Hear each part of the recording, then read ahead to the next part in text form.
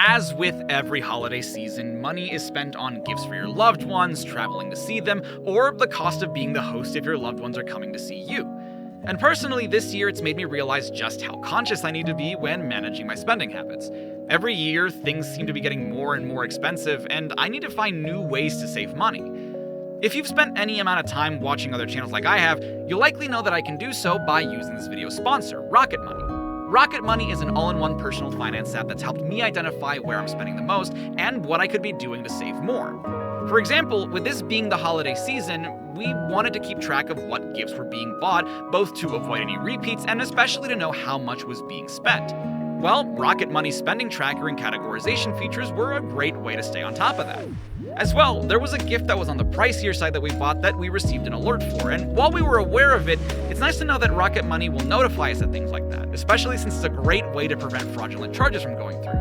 But obviously, these aren't the only things Rocket Money can do to help you take control of your finances, and you can discover all the things it can do for you by going to rocketmoney.com/chari5. That's rocketmoney.com/CHA, 2 R's, 3 I's, and a 5. But you can also scan the QR code on screen or click the link in the description to get started for free and unlock even more features with premium. Thank you again to Rocket Money for sponsoring this video. Okay, on with the show.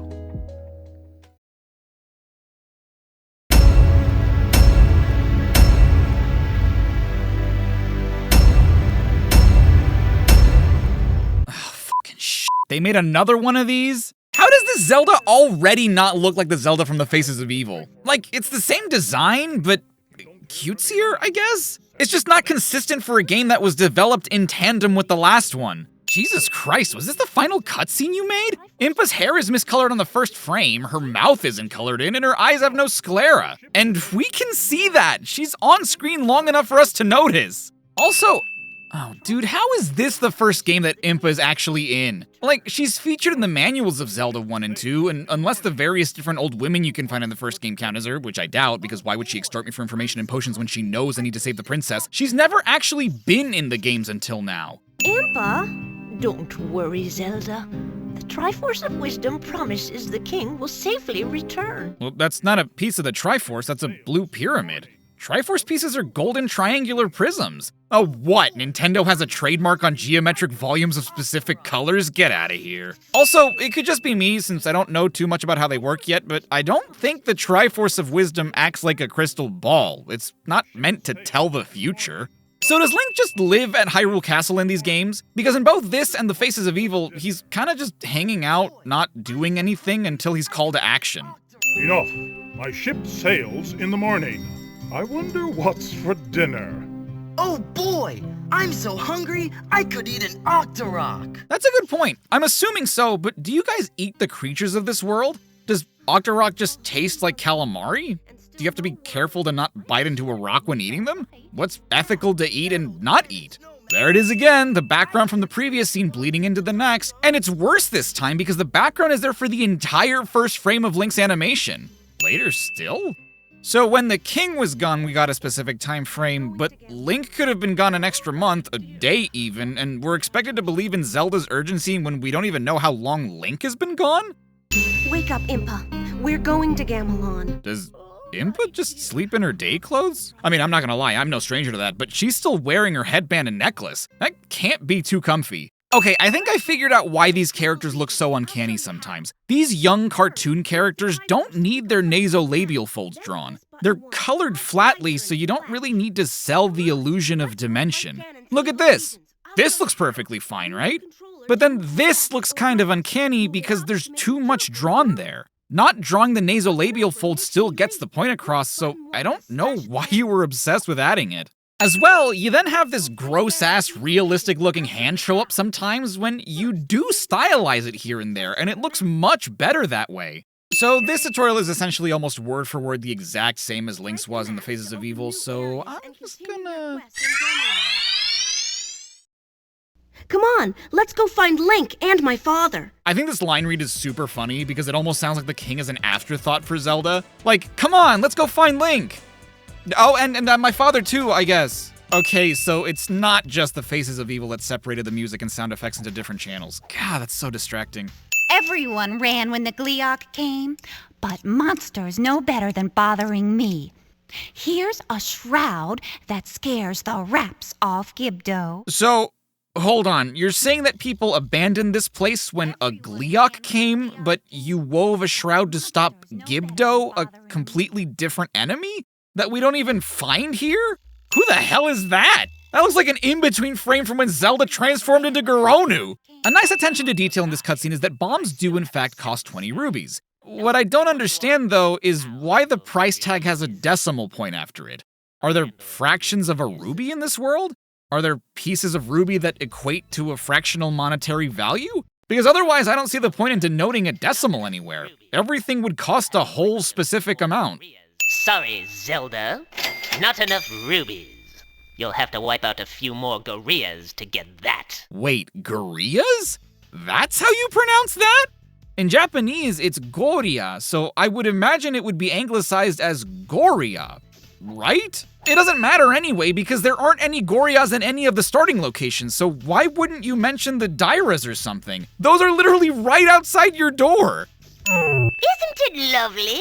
Bring some fairy dust and I'll make it a magic cloak. Cool, someone else wants to give me another piece of fabric to use as a weapon. Link got balls of snow and fire, while Zelda gets balls of cloth. Because the series isn't known as everything wrong but some things right with, I often don't bring up the things I like about these games unless it's in the context of how it relates to something I believe to be a flaw or can make fun of. It's also the reason why sins I reverse when I think something is cool don't stay reversed. The reversing is just a bit to illustrate a gag where a singular isolated feature or event would redeem everything, even though it kind of defeats the point in a show where the sins are trivial and don't amount to anything anyway. Point being, I actually like how the environments in this and the Faces of Evil were designed. They have these kind of watercolory, pastel-detailed, painterly sort of look that's nice to look at, especially for the time these came out.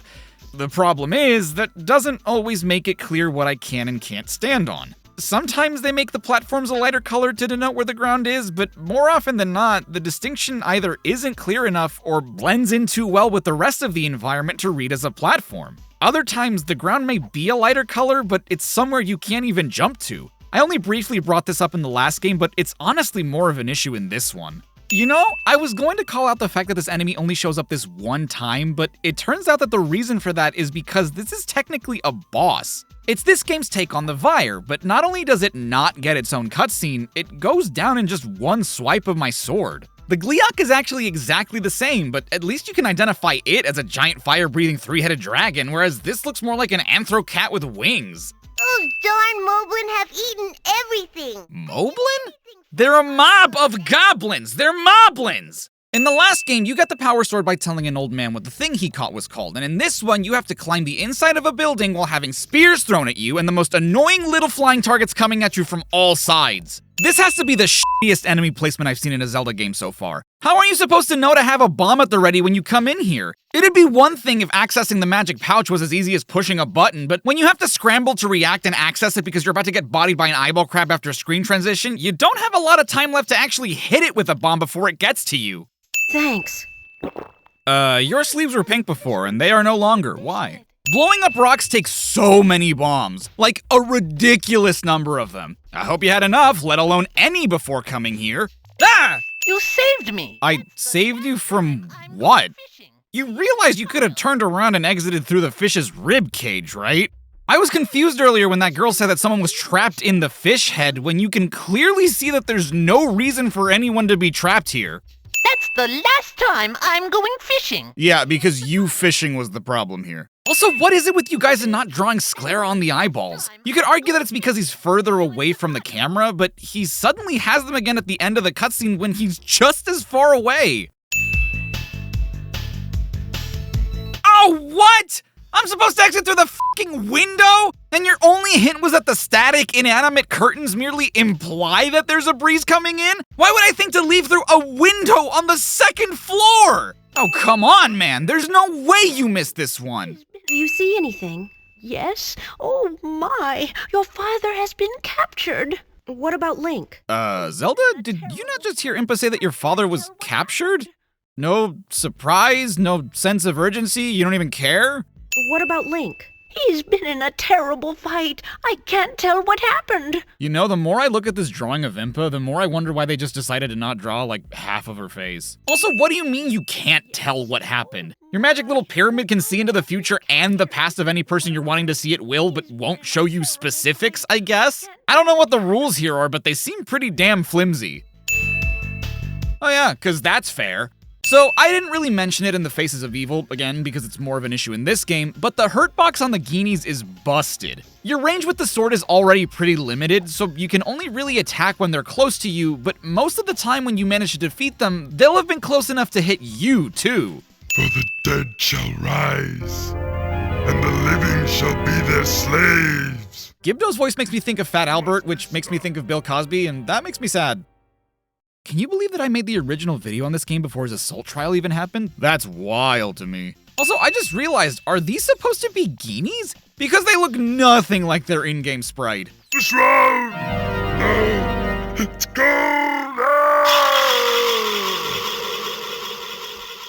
You have got to be shitting me. I put a blanket on you and you died? You know, trading an item for another item is pretty common in video games, but for some reason, this one in particular just seems so ridiculous to me. Like, I got you a pterodactyl egg because you were starving, and in return, you gift me a flute that I neither was promised, asked for, nor wanted, really. And you just pull it out of your vest as if you knew, man, when the princess gets back with some grub, I'm sure she'll appreciate this wind instrument as a reward. Like, what are we even talking about here? And you know what sucks about this? I really could have used the flute to get you that Arpagos egg. I'm not gonna say it's useless at this point, but if I'd gotten it ahead of time, you probably could have had your omelet much sooner.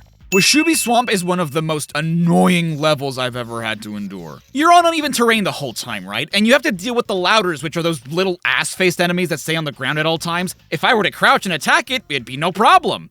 On a flat surface. So I have to deal with that while navigating tree branches that hover above an Archidai-riddled swamp, and the crocodiles aren't even the problem. They can't hurt me, they're moving platforms. It's the swamp water that acts like a bottomless pit that I'm worried about. Because as if these things combined weren't enough, I also have to deal with an onslaught of Arpagos coming at me, forcing me to constantly move and jump in a level where I can barely tell what I am and am not allowed to stand on. And when you can only get hit 18 times at the most before having to start all over again, assuming you don't just lose a life altogether by falling into the swamp, you can believe me when I tell you that my nerves were shot when playing this.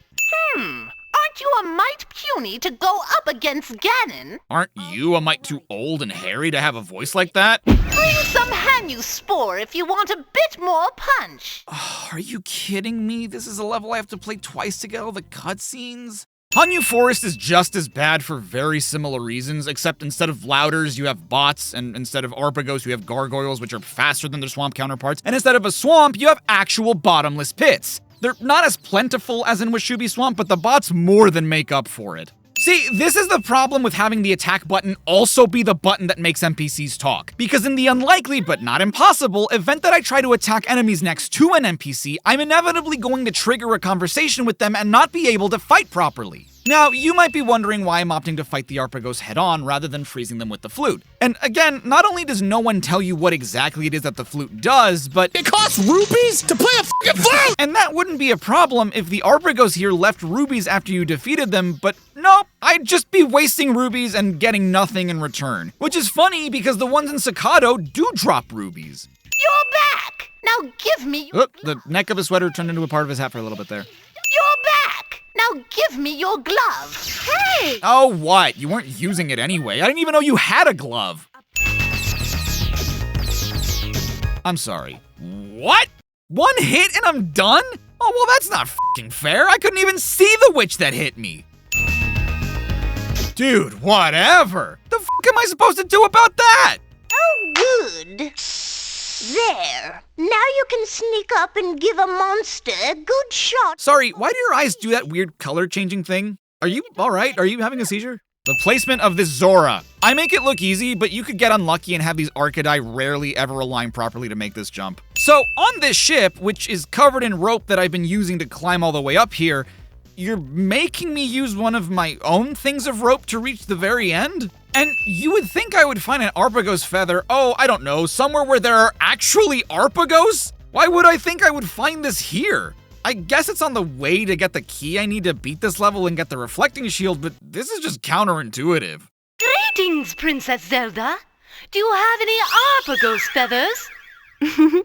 What the hell was that? I don't like how close you guys are to each other, or the way she's looking at you.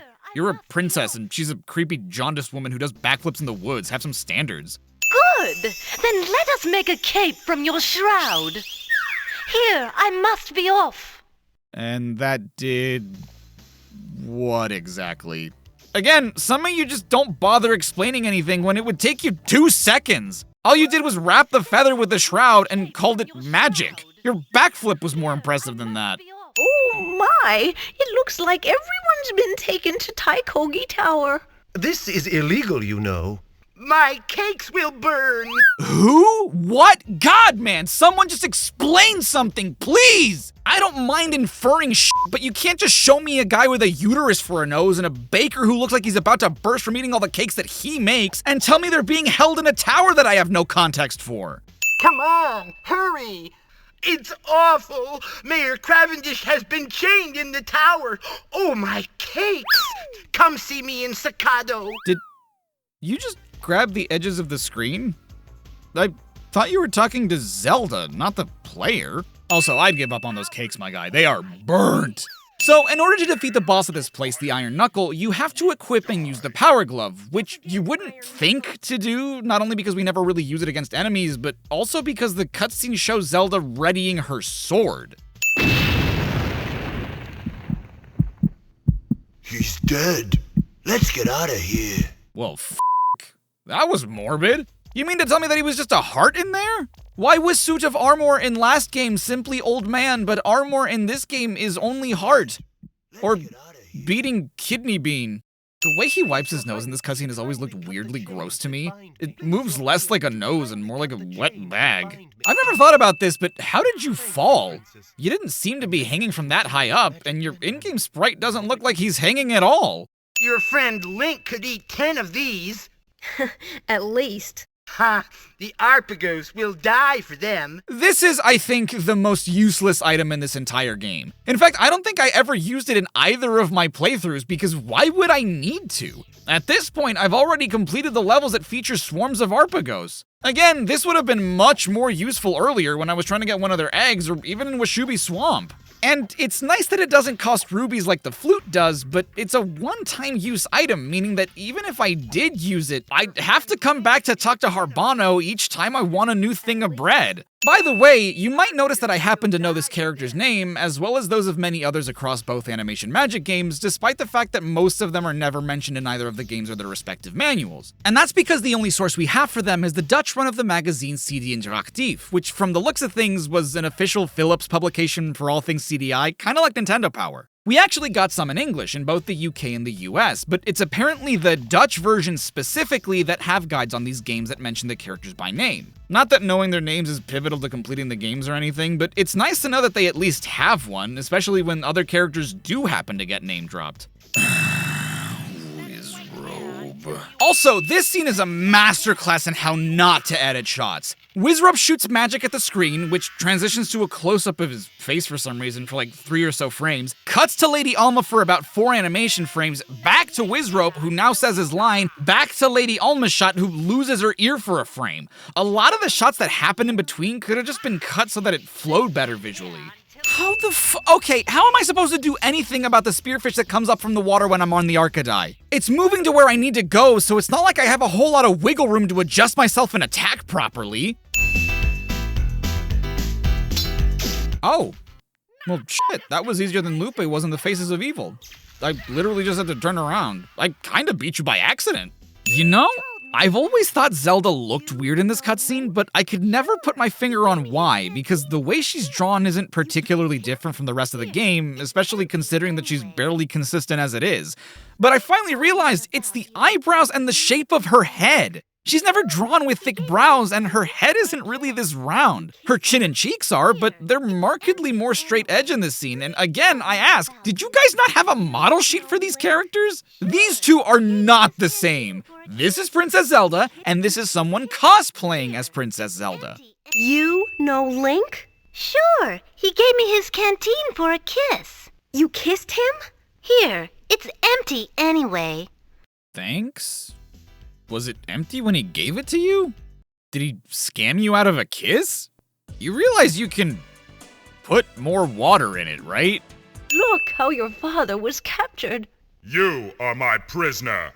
Hey! So again, I haven't watched the original in years, but as I recall, the only thing I did during the scene was laugh my ass off, and it's because that was my actual reaction when I was writing the script for that video. You have to understand, at this point, I'd endured watching through and scripting both the Hotel Mario and the Faces of Evil videos, so I was already subjected to a bunch of out-of-context nonsense, so to suddenly watch a cutscene where Impa tells us that she's going to show us what happened to the king, seeing Ganon for the first time in this game who says that he's taking someone as a prisoner, only to be met with a character that we've never seen or heard of before that is clearly not the king, and have his only reaction to that statement be a half-hearted, "Hey!" broke me in a way that literally brought me to tears. And you know what the worst part is? Now that I've played it and have the context of the rest of the game, this still comes out of nowhere. This is the first time we ever see Lord Kiro and learn that this character even exists. It's still as sudden as when you only watch the cutscenes in isolation. And King Harkinian isn't in this cutscene at all, so I don't know what the hell Impa is talking about by telling us to look at how he was captured. Like, again, I'm guessing he was only captured because this guy was, but that's not what Impa said, and a little bit of context for who the fifth fucking musketeer is would be nice. This screen is terrible because there's barely a safe spot to hang out in, and you need to defeat one of the Dark Nuts to get a key to open the door. Good luck doing that while spikes fall from the ceiling and Gleeok heads attack you from both sides. Oh, fuck off! I can climb that? Never in a million years would I have guessed I could do that. So, for whatever reason, I can't just defeat this Wallmaster, even though you could in the Faces of Evil, forcing me to go around it with a rope, or the magic cloak, which I forget I have because I never use. I didn't even know this room existed until I replayed the game for this video, and the only reason I'm coming here at all is to find Impa so I can view a cutscene that has no bearing on the story whatsoever. It showcases the boss of this place, Hektan, and what his powers are, but you could have shown me this right before I fought him, instead of putting this cutscene somewhere that's far from where I need to go. This room is straight trash, bro. You have to climb up one set of stairs, down another, and then climb all the way up a ladder while falling stones eat away at your health. It's hard to plan around them because while the rate at which they fall is predictable, their pattern kind of isn't, and because they fall so frequently, it's hard to avoid them even if I could predict the pattern. Something that pisses me off about fighting Hektan is that the cutscene in which we see him be defeated iconically features Zelda hitting him with the fire from her tempered sword. But the way you actually defeat him is by striking him with your sword directly. The reason this annoys me is because, ironically, trying to hit him with the projectiles from your sword does not hurt him! You've killed me! Good.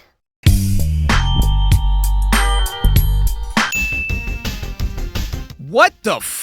Why would I ever? You know what? Fine, whatever. Duke betrayed the king! I know. You know? What do you mean you know? The last time we heard anything about Duke Onkled was at the beginning of the game when the king said he was coming to Gamelon to aid him. Did you see that in Impa's pyramid thingy earlier? Because that would have been nice for us to see too. All I saw was Umbrella Hat over here protesting being put in chains. Strike the head of the portrait to enter Onkled's chamber. Thanks. Thanks for what? Strike the head of what portrait? The f*** is going on, guys? I know I asked for more context earlier, but I'm gonna need a little bit more than that.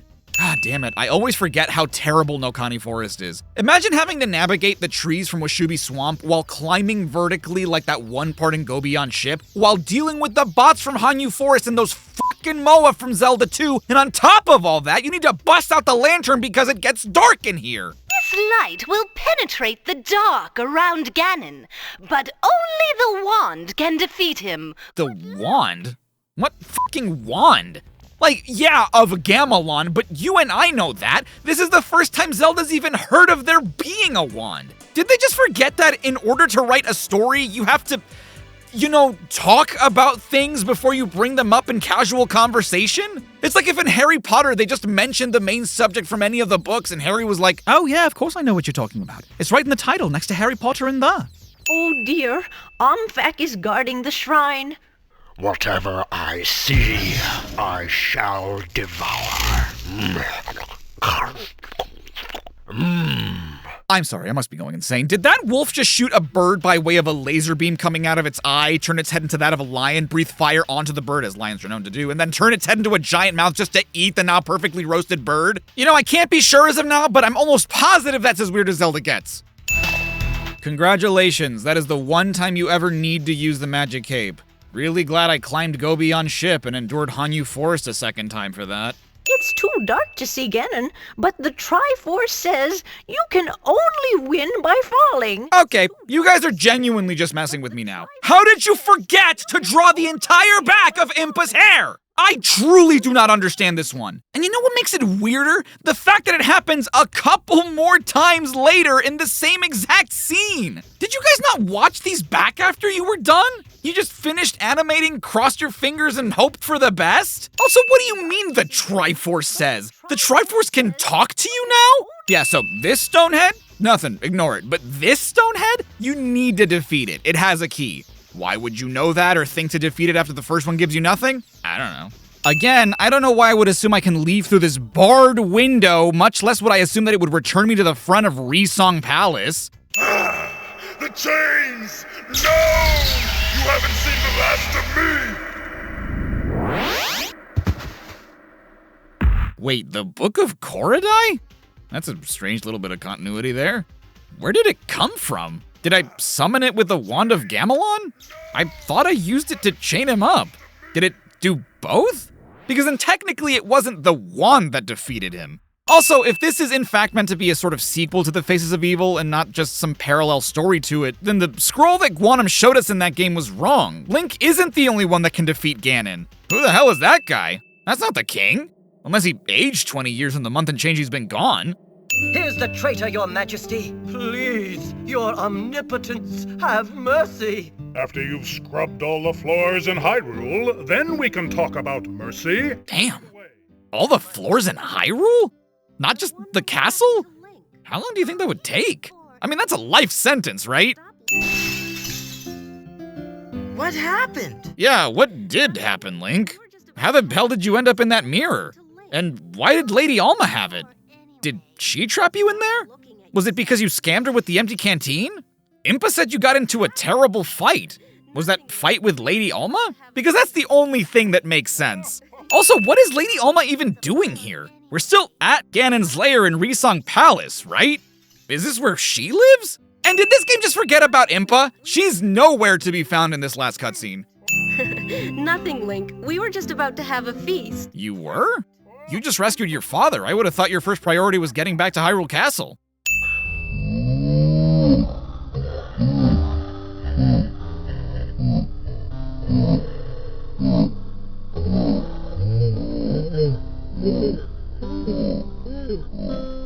Also, where did the king get a goblet of wine? We're still at Resong Palace! Was he kidnapped with it in hand? Duke Onkled, ruler of Gamelon, is in desperate need of help. His island nation is under attack by the evil forces of Ganon. Your father, King Harkinian, sailed to assist the Duke months ago and then disappeared. You sent Link to find the king, but now he is missing too. Wait, months ago? But the game says that only a month had passed, denoting that Link had been gone later still. Does that mean he was gone for a month too? Why not just say that in-game instead of the indefinite later still? Newsflash, villagers are disappearing? A panic is rolling through Sakado. The mayor and some of the other villagers are missing. Could Ganon be kidnapping more innocent people? Well, to be clear, only Mayor Cavendish and Harbano were kidnapped. Yokon's the only other character from Sakado that we rescue, but he was just standing under a giant fish skeleton head in the desert like a dumbass. Also, yeah, I just realized, why the fuck was Yokon fishing in the desert? Like, it's not impossible, and I guess Ahitaru is near a coast, but so is Sakado. Wouldn't it make more sense to just fish there? That's where you live, right? Why were you stuck in a fish head in the desert?